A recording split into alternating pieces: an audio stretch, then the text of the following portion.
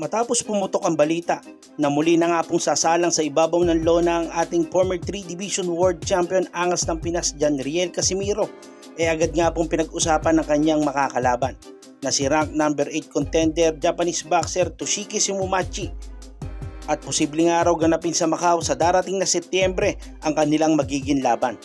Pinag-usapan ng balitang ito hindi dahil sa maraming natuwa, kundi marami nga po ang nagulat dahil taliwas nga ito sa mga pinagsasabi ng kampo ng Team Casimiro.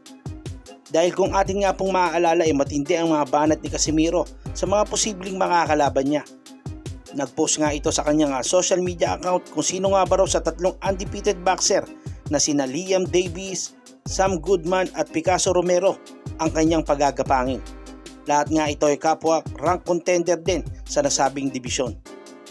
Kaya naman matapos nga pong pumutok ang pangalang Toshiki Sumomachi, samot-saring komento nga po ang ating nabasa. Kesyo isang tune-up fight na naman daw ang laban ni Casimiro. Sa kasalukuyan rank number 8 contender itong Hapon at may kartadang 18 wins with 12 knockouts at may nag-iisang talo lamang. Mula nga 2016 hindi pa nga po natatalo itong Hapon. Sa kabuuan meron nga po itong 15 winning streak sa kanyang kartada. At hindi hamak na mas mataas nga ito kaysa kay Casimiro dahil may taas nga itong 5'10 at may habang 174 cm. At para nga lang po sa mga hindi nakakaalam, meron na nga pong 3 biktimang Pinoy itong Hapon.